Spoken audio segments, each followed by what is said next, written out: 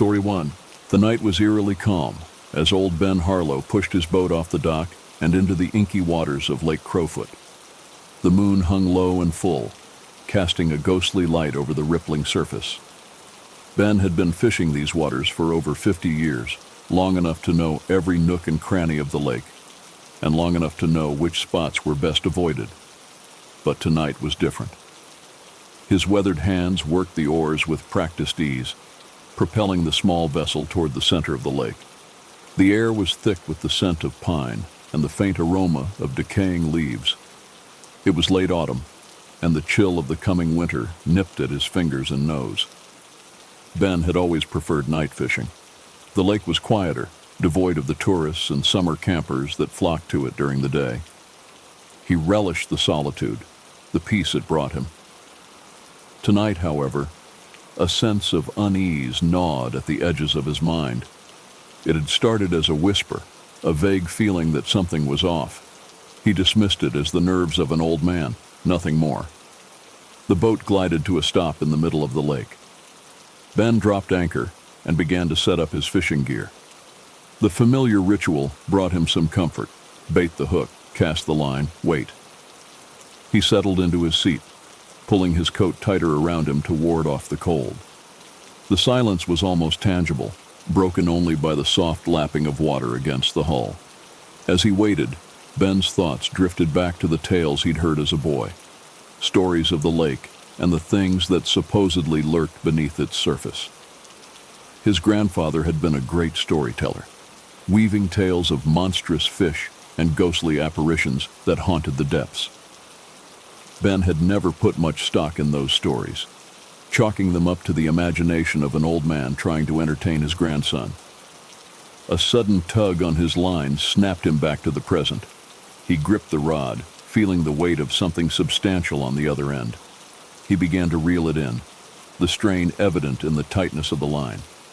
Whatever was down there was strong, putting up a fight. Ben's pulse quickened with excitement. This was what he loved about fishing, the thrill of the catch. He focused all his attention on the task at hand, muscles straining as he worked to bring his quarry to the surface. Minutes felt like hours as he battled the unseen creature. Finally, with one last effort, he managed to pull it up. The water erupted as the fish broke the surface, and Ben's eyes widened in astonishment. It was massive, larger than any he'd ever caught before. Its scales glistened silver in the moonlight, its eyes dark and unblinking. For a moment, they locked eyes, and a shiver ran down Ben's spine. As he reached for the net, the fish gave a sudden, violent twist, breaking free from the hook. Ben watched in dismay as it disappeared back into the depths, the water quickly settling back into its calm, unbroken state. He sat back, breathing heavily, trying to calm his racing heart. Disappointment and curiosity mingled within him. What kind of fish had he almost caught? He'd have to come back tomorrow night, better prepared. Ben cast his line again and settled in to wait. Time passed slowly, the silence weighing heavily on him. He found himself dozing off, his eyelids growing heavy. Just as he was about to drift into sleep, a sound pierced the stillness. A splash. Ben sat up, alert. He peered into the darkness, searching for the source of the noise. Another splash, closer this time. It was followed by a strange, gurgling sound, like someone gasping for air. "Who's there?" Ben called out, his voice echoing across the lake. There was no response, only the sound of water lapping against the boat. He strained his ears, trying to catch any hint of movement. The gurgling came again, louder, more desperate. Ben's heart pounded in his chest. It sounded like someone drowning. He grabbed the flashlight from his tackle box and turned it on, sweeping the beam across the water. The light cut through the darkness, illuminating the surface in stark white clarity. There was nothing there. He frowned, puzzled. The sound had been so clear, so close. He couldn't have imagined it. He kept the flashlight trained on the water, scanning for any sign of disturbance. Suddenly, the beam caught something. A face, pale and ghastly, just beneath the surface. It was there for only a second before vanishing into the depths, but it was enough to send a jolt of terror through Ben. He dropped the flashlight, its beam swinging wildly as it clattered to the bottom of the boat. His hands trembled as he reached for it, the light now casting eerie shadows across the water. He tried to convince himself that it was just a trick of the light, his mind playing tricks on him. But the unease he had felt earlier had now blossomed into full-blown fear. He could no longer ignore the stories, the warnings his grandfather had given him. There was something in the lake, something that did not belong. Ben decided it was time to head back. He pulled up the anchor with shaking hands and reached for the oars. As he did, he felt a sudden, icy grip around his ankle. He yelped in surprise and looked down, but there was nothing there. The sensation persisted, cold and unyielding, like a hand holding him in place. He kicked frantically, trying to free himself, but the grip only tightened. Panic surged through him as he grabbed the oar and began to paddle furiously toward the shore. The boat moved sluggishly, as if something was holding it back. The gurgling sound came again, louder and more insistent. Ben's breath came in ragged gasps as he fought against the unseen force. The shore seemed impossibly far, the distance between him and safety growing with each stroke. In his frenzy, he barely noticed the water around the boat beginning to churn. It started slowly, a few ripples spreading out from the center, but soon the entire surface of the lake seemed to be boiling. The gurgling grew louder, joined by a low moaning sound that sent chills down his spine. Ben glanced over the side of the boat and his blood ran cold. Dozens of pale, ghostly faces stared up at him from beneath the water, their eyes empty and accusing. He screamed, a primal sound of pure terror, and redoubled his efforts to reach the shore. The boat lurched suddenly as if something had struck it from below. Ben was thrown to the side, his grip on the oars slipping. He scrambled to right himself, but the boat was listing dangerously, water sloshing over the sides. With a final, violent jerk, the boat capsized. Ben was plunged into the icy water, his breath knocked out of him by the shock of the cold. He flailed desperately trying to find the surface, but the cold and the weight of his clothes dragged him down. Through the murky water, he saw them, the faces, the hands reaching for him. He kicked and struggled, but they held him fast, their grip unrelenting. His lungs burned as he fought for air, his vision growing dim.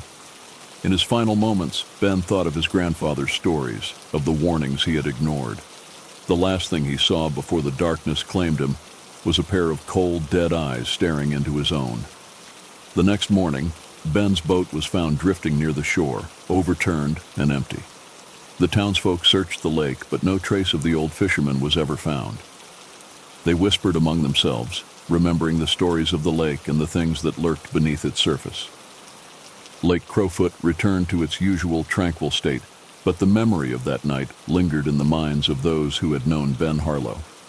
They spoke of him in hushed tones, a cautionary tale for those who dared to venture out onto the water after dark. And as the years passed, the legend of the old fisherman grew, merging with the ancient stories of the lake. Some said they could still hear his voice on quiet nights, calling for help that would never come. Others claimed to have seen his ghostly figure rowing across the water, forever searching for a catch that would never be his. But the lake kept its secrets well, and those who ventured out onto its surface learned to respect its mysteries. For in the stillness of the night, beneath the calm, dark waters, something waited. And it was always hungry. Story 2. Nestled on a rocky promontory, the old lighthouse stood sentinel over the turbulent waters of Blackstone Bay. Its beam cut through the darkest nights, guiding ships safely past the treacherous rocks that had claimed many lives over the years. For as long as anyone could remember, the lighthouse had been manned by the solitary figure of Jacob Marsh. Jacob was a reclusive man, rarely seen in the nearby village of Blackstone. When he did venture into town for supplies, he spoke little and kept to himself. The villagers respected his privacy, attributing his aloofness to the loneliness of his job. But there were whispers, hushed rumors about strange occurrences at the lighthouse. One stormy night, Jacob was making his rounds, ensuring the light was functioning properly. The wind howled and rain lashed against the windows, but inside the sturdy walls, he felt a sense of security. The light rotated steadily, casting its reassuring glow over the churning sea. As he descended the narrow staircase, Jacob heard an odd sound, a low, rhythmic thumping, like the beat of a distant drum. He paused, straining to hear above the storm. The sound was faint, but unmistakable, emanating from somewhere below. Frowning, he continued down, his curiosity piqued. The lighthouse had a cellar, a dank, musty place that Jacob rarely visited. It was used mainly for storage, housing old tools and supplies. He unlocked the heavy wooden door and descended the creaky steps, the air growing colder and damper with each step. The sound grew louder as he reached the bottom. It seemed to be coming from behind a stack of old crates in the corner. Jacob moved the crates aside, revealing a small, iron-bound door. He had never noticed it before. His pulse quickened as he examined the door, which appeared ancient, the ironwork rusted with age. Taking a deep breath, Jacob grasped the handle and pulled. The door creaked open, revealing a narrow passage that led deeper into the rock. A cold draft blew from the passage, carrying with it the scent of salt and decay. The thumping sound echoed through the tunnel, louder now, almost insistent. Holding up his lantern, Jacob stepped into the passage. The walls were damp and covered in lichen, the floor uneven and treacherous. He moved cautiously, the light from his lantern casting eerie shadows. The sound guided him, growing ever louder, until he reached a small cavernous chamber. In the center of the chamber stood a stone altar, covered in strange, arcane symbols. The thumping sound emanated from a large stone chest beside the altar. Jacob approached the chest, his heart pounding. He could feel a strange energy in the air, a palpable sense of something ancient and powerful. Summoning his courage, he lifted the lid of the chest. Inside was a book, bound in dark leather and covered in more of the strange symbols. As he reached for it, a cold hand clamped onto his shoulder. Jacob spun around, his lantern swinging wildly. Standing before him was a figure cloaked in darkness. Its face was hidden, but he could feel its eyes boring into him. The figure spoke, its voice a low, guttural whisper. "You should not be here." Jacob stumbled back, his lantern slipping from his grasp and shattering on the floor. Darkness enveloped him, and the figure loomed closer. Panic surged through him as he groped for the book, clutching it to his chest. The figure reached out, its hand like ice. "You must not disturb the pact." With a surge of adrenaline, Jacob turned and fled, the book clutched tightly in his hands. He raced through the passage, the darkness pressing in around him.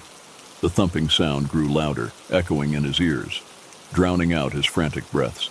He burst out of the passage and into the cellar, slamming the iron-bound door shut behind him. The thumping ceased abruptly, leaving an eerie silence in its wake. Jacob leaned against the door, his heart pounding, the book heavy in his hands. For a moment he stood there, panting, trying to make sense of what had just happened. The book seemed to pulse with a life of its own, the symbols on its cover glowing faintly in the darkness. He knew he should put it back, lock the door, and forget he had ever seen it. But something compelled him to open it, to uncover its secrets. Back in the lighthouse, Jacob sat at his small desk, the book before him. He lit a lantern, its warm light casting long shadows on the walls. His hands trembled as he opened the book, the ancient pages crackling softly. The text was written in a language he didn't recognize, the symbols shifting and writhing on the page. As he stared at them, they seemed to seep into his mind, the meaning becoming clear. It was a grimoire, a tome of dark magic and forbidden knowledge.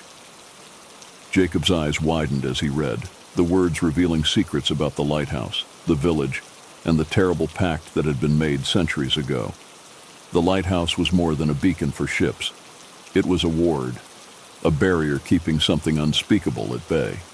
As he delved deeper into the book, he felt a growing unease. The magic described within was powerful and dangerous, tied to ancient, malevolent entities. The pact had been made to protect the village, but at a terrible cost. The keeper of the lighthouse was the guardian of this secret, bound to maintain the ward, and ensure the darkness remained sealed. Jacob realized with horror that by disturbing the book, he had weakened the ward. The figure in the passage had been a guardian spirit, warning him of the danger. He had to act quickly to restore the barrier, or risk unleashing the ancient evil. Determined, he gathered the necessary materials described in the grimoire: candles, salt, and a silver dagger. He returned to the cellar, steeling himself for what he had to do. The passage loomed before him, dark and foreboding, but he pushed forward, the book clutched tightly in his hands. In the chamber, he placed the candles around the altar, forming a protective circle. He sprinkled the salt, muttering the incantations from the book. The air grew thick with energy, the symbols on the altar glowing brighter. He took the dagger and, with a deep breath, cut his palm, letting his blood drip onto the altar. The reaction was immediate. The chamber shook, and a deep, resonant hum filled the air. The symbols flared with light, the energy swirling around him. The book in his hands grew warm, the pages fluttering as if caught in a breeze. As he completed the ritual, the thumping sound returned, louder than ever.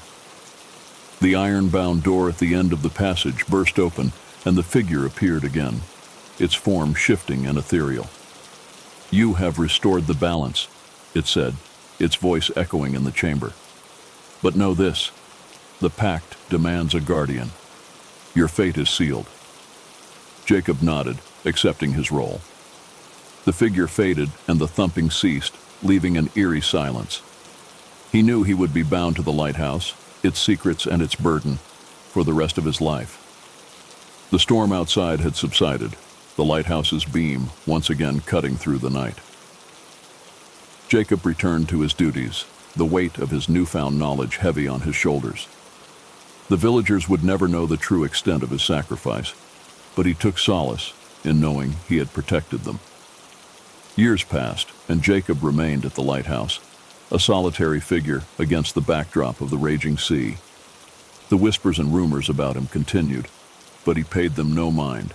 His duty was clear, and he would fulfill it to the end.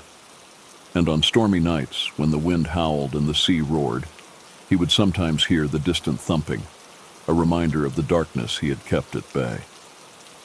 The lighthouse stood as a beacon of hope and a warning, its light a symbol of the fragile barrier between the world of the living and the ancient malevolent forces that lurked in the shadows.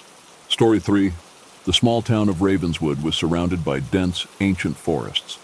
The townspeople lived simple lives, going about their daily routines with a sense of normalcy and comfort. But there was one place they avoided at all costs, the heart of the woods, a place shrouded in mystery and fear. For generations, there had been stories about the forest, tales of strange whispers and eerie lights that led people astray. Those who ventured too deep into the woods often never returned, and the few who did were forever changed, their minds shattered by what they had seen. It was early autumn when Emma Thompson, a young woman new to Ravenswood, first heard about the forbidden woods. She had moved to the town to escape the hustle and bustle of city life, hoping to find peace and solitude. The stories about the forest intrigued her, igniting a spark of curiosity she couldn't ignore. One crisp afternoon, Emma decided to explore the woods. She packed a small bag with essentials and set out, ignoring the warnings of the townspeople. She followed a well-worn path that led into the forest, the canopy of leaves above filtering the sunlight and casting dappled shadows on the ground. The forest was beautiful, serene, and Emma found herself enchanted by its natural beauty. She walked for hours, losing herself in the tranquility. As the sun began to set, she realized she had wandered farther than she had intended. The path had grown narrow and overgrown, and the trees seemed to close in around her. Determined to find her way back, Emma turned around and retraced her steps. But the forest had changed. The path she had followed was gone, replaced by dense undergrowth. Panic set in as she realized she was lost. She wandered aimlessly, the light fading rapidly. The forest, which had seemed so inviting during the day, now felt menacing and oppressive. Shadows lengthened and the temperature dropped. Emma's breath came in short, frightened gasps as she tried to find a way out. As darkness fell, the whispers began. At first they were faint, barely audible, a soft murmuring that seemed to come from all around her. She stopped, straining to hear, but the whispers ceased. She shook her head, dismissing it as her imagination, and continued walking. But the whispers returned, growing louder and more insistent. They seemed to be speaking in a language she couldn't understand, the words blending together in a maddening cacophony. Emma's heart pounded as she spun in circles, trying to locate the source. "Hello?" she called out, her voice trembling. "Is anyone there?" The whispers stopped abruptly, replaced by an eerie silence. Emma shivered, feeling a cold, clammy hand of fear grip her heart. She took a step forward, and the whispers resumed, this time accompanied by faint, flickering lights in the distance. Desperate for any sign of civilization, Emma followed the lights. They danced through the trees, leading her deeper into the forest. The whispers grew louder, almost intelligible, but still just beyond her understanding. The lights led her to a small clearing, where an old, crumbling stone well stood in the center. The whispers seemed to emanate from the well, swirling around her in a dizzying torrent. She approached the well, peering into its depths. The darkness inside was impenetrable, and she felt a strange compulsion to reach in, to touch whatever lay within. Her hand moved of its own accord, trembling as it hovered over the edge. Just as she was about to plunge her hand into the darkness, a voice broke through the whispers, clear and urgent. "Emma, stop!" She jerked back, her heart racing. Standing at the edge of the clearing was an old woman, her face lined with age and worry. Emma recognized her as Agnes, one of the oldest residents of Ravenswood. "What are you doing here?" Agnes demanded, her eyes wide with fear. "You must leave this place at once." Emma stumbled back from the well, her mind reeling. "I got lost. The whispers, the lights." Agnes grabbed her arm, pulling her away from the well. "There are ancient malevolent forces in this forest, child. They lure the unwary to their doom. You were lucky I found you." As they hurried back through the forest, Agnes explained that the well was a gateway to another realm, a place of darkness and evil. The whispers were the voices of the damned, trapped between worlds, seeking to ensnare the living. Emma shuddered, her earlier curiosity replaced by sheer terror. She realized how close she had come to a fate worse than death. They emerged from the forest just as dawn broke, the first rays of sunlight dispelling the lingering shadows. Back in the safety of Ravenswood, Emma vowed never to return to the woods. The experience had left her shaken, and she couldn't shake the feeling that she had narrowly escaped a terrible fate. The townspeople's warnings now made perfect sense, and she heeded their advice, avoiding the forest at all costs. But sometimes, on quiet nights, she could still hear the faint whispers carried on the wind, a chilling reminder of the darkness that lurked just beyond the edge of the familiar. The forest remained a place of mystery and fear, its secrets buried deep, waiting for the next unwary soul to venture too far and become another whisper in the woods. Story 4. The night air was cool and still as Sam Granger guided his small fishing boat across the glassy surface of Blackwater Lake. The moon hung high in the sky, casting an ethereal glow that shimmered on the water. Sam had fished these waters since he was a boy, but tonight he was searching for something specific, a legendary fish known only in whispers and campfire tales. Old Joe Lawson, the town's oldest resident, had spoken of the beast with a mix of awe and fear. He described it as a leviathan, a creature that lurked in the depths of the lake, surfacing only on the darkest nights. The tales had always seemed like just that, tales. But recently, several boats had been found drifting, abandoned and damaged, their occupants missing without a trace. Sam, a man of few fears and fewer friends, had decided to investigate. Armed with his strongest fishing gear and a determination to catch the beast, he paddled to the center of the lake, where the water was deepest and the legends were born. The night was silent save for the gentle lapping of water against the boat's hull. Sam cast his line, the baited hook sinking into the inky depths. He settled back, lighting a cigarette and watching the smoke curl into the night. Minutes turned to hours, the stillness only broken by the occasional splash of a fish or the rustle of leaves on the shore.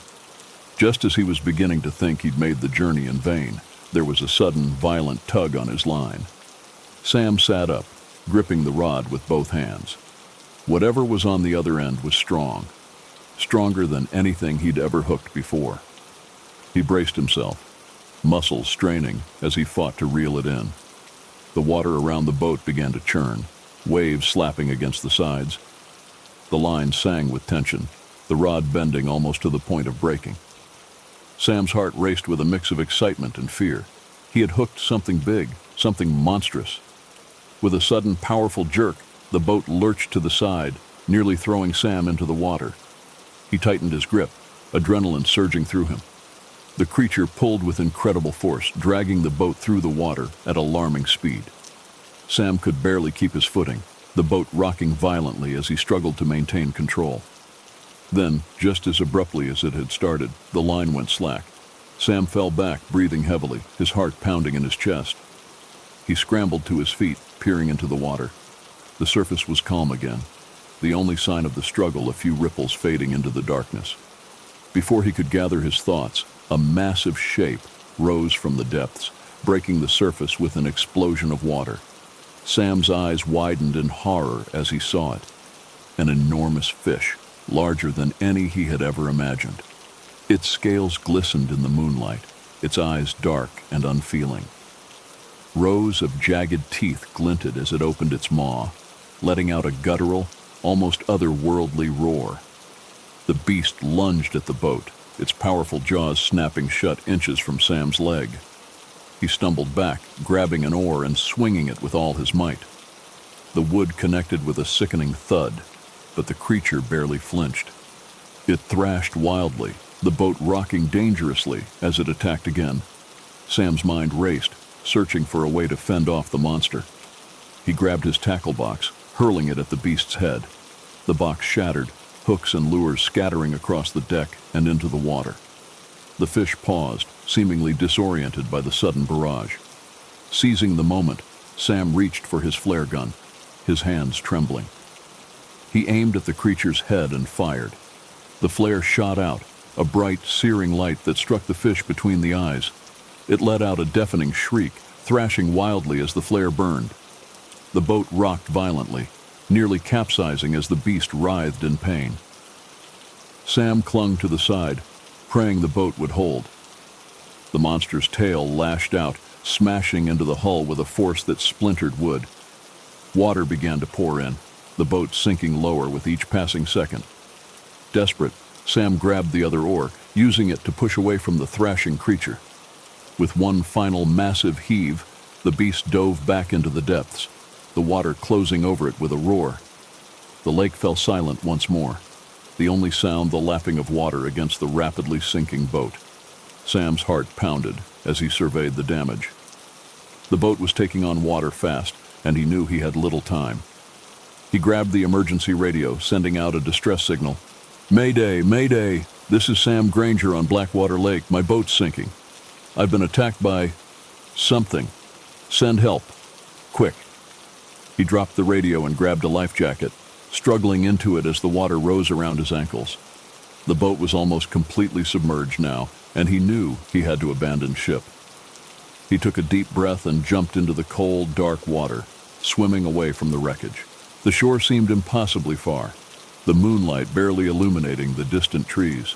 Sam swam with all his strength, his muscles burning, his breath coming in ragged gasps. He glanced back, half expecting to see the monstrous fish pursuing him, but the water was calm. Finally, exhausted and shivering, Sam reached the shore.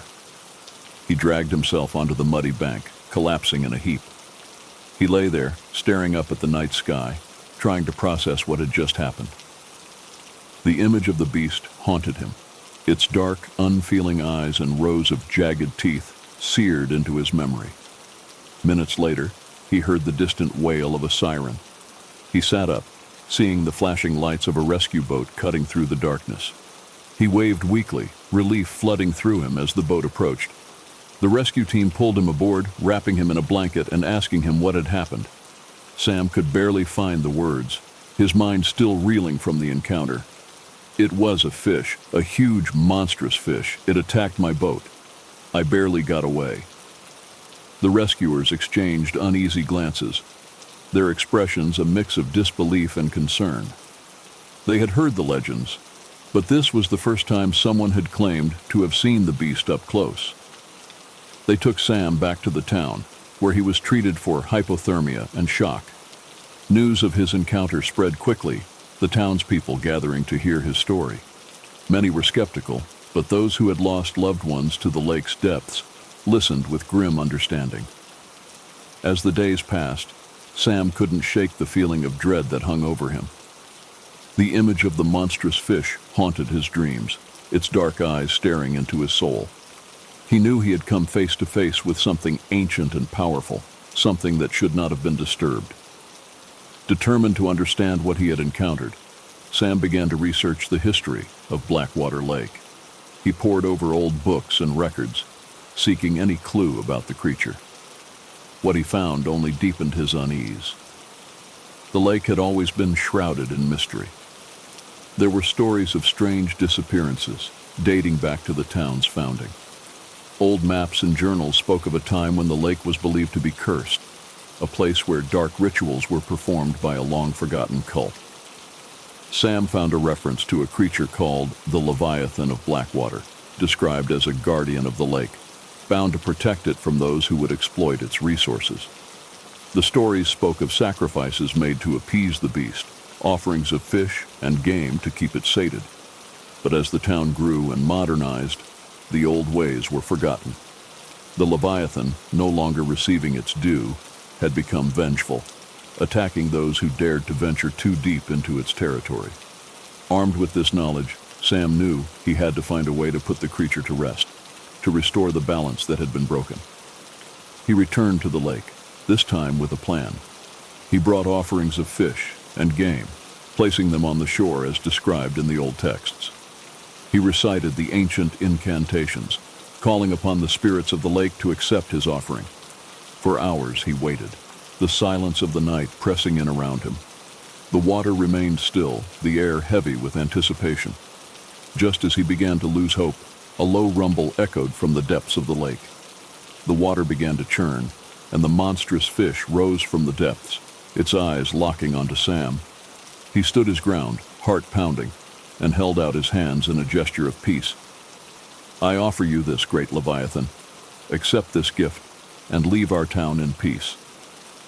The creature seemed to study him, its dark eyes unblinking. Slowly, it moved forward, its massive head dipping to inspect the offerings.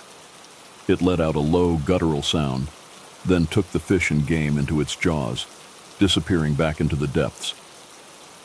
Sam let out a breath he hadn't realized he'd been holding. The water grew still once more, and a sense of calm settled over the lake. He knew he had done the right thing, restoring the old ways and appeasing the guardian of Blackwater Lake. The townspeople were skeptical when he told them what had happened, but the disappearances stopped, and the lake returned to its peaceful state. Sam became a local legend, the man who had faced the Leviathan and lived to tell the tale. But he knew the truth. The Leviathan was still out there, watching and waiting. As long as the offerings were made, it would remain at peace. But if the old ways were ever forgotten again, the monster of Blackwater Lake would rise once more, reminding everyone of the dark, ancient power that lurked beneath the surface.